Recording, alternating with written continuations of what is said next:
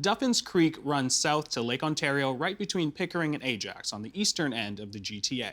This past fall, a minister's zoning order gave the green light to develop a portion of it, which has prompted some real pushback from citizens groups and even the Ajax Town Council. Marsha McLeod is our Eastern Ontario Hub journalist, and she joins us now from Kingston with that story. Welcome to the show. Thank you. All right, so can you give us a brief history of the Duffins Creek wetland area?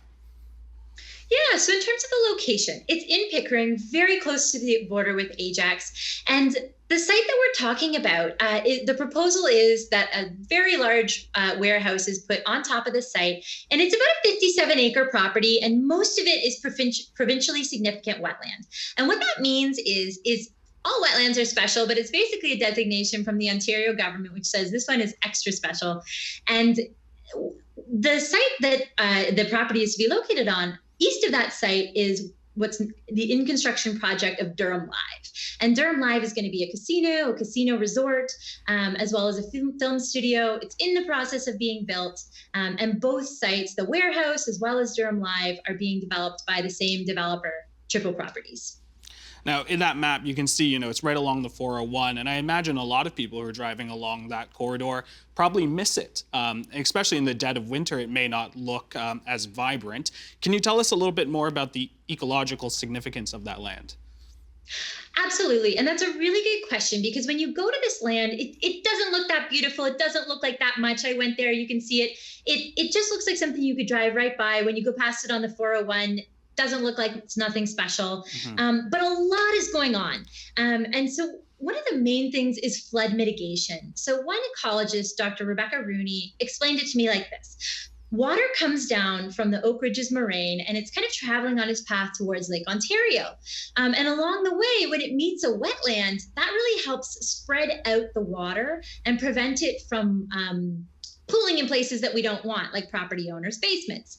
And as well, the vegetation of wetland really helps soak up the water. It provides pooling spots for water to really just help prevent some of that flash flooding, which is becoming more common amid climate change and rising temperatures. And it's particularly important because just right across the 401 are two communities that the Toronto and Region Conservation Authority have said are at very high risk for flooding, and in fact have a long history of flooding.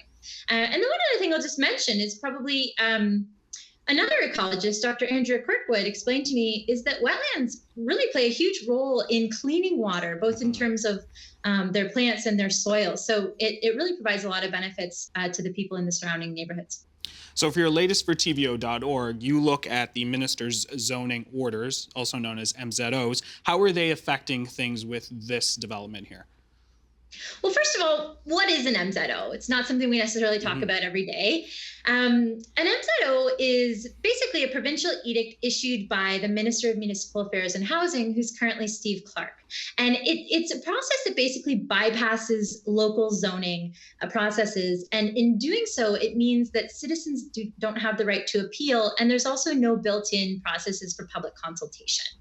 And so in terms of how this is relevant, there's kind of two parts. So the first part is in late October, an MZO was issued for this property, this wetland in Pickering.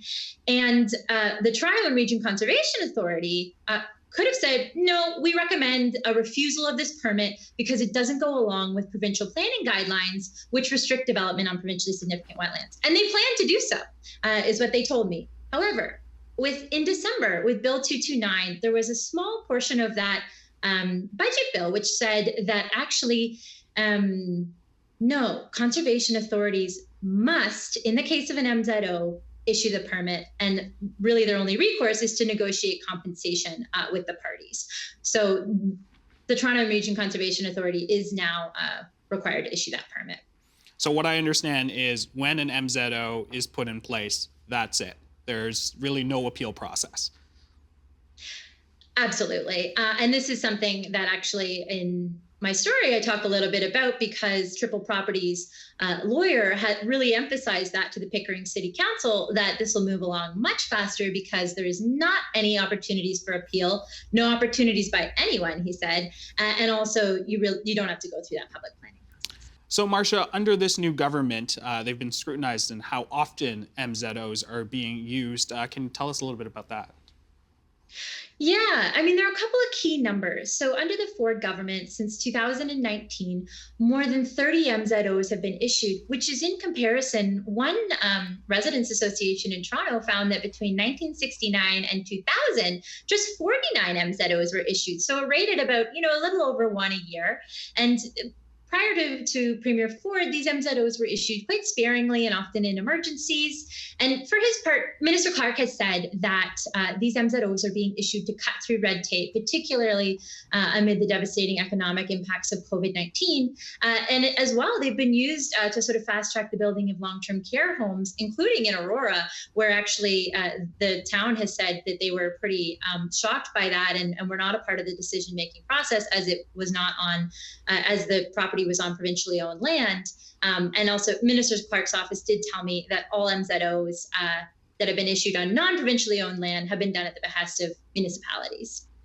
Now, you spoke to a number of ecologists and students who are passionate about it, but who are criticizing this development and MZOs. But I imagine there is some support and some rationale behind this warehouse. Can you tell us about that? Sure. So Mayor Dave Ryan in Pickering, he said that this warehouse is expected to create 2,000 to 3,000 jobs, which are sorely needed in Pickering. He said to me that there's a huge pent-up demand for jobs in Pickering, and has emphasized that these lands are going to be recreated elsewhere, that there's going to be an ecological benefit after they've been destroyed. However, ecologists did say to me that recreated wetlands are really not as good as the way that nature creates them. Something we'll keep our eyes on. Marsha, I want to thank you so much for joining us. That's Marsha McLeod, our Eastern Ontario Hub journalist.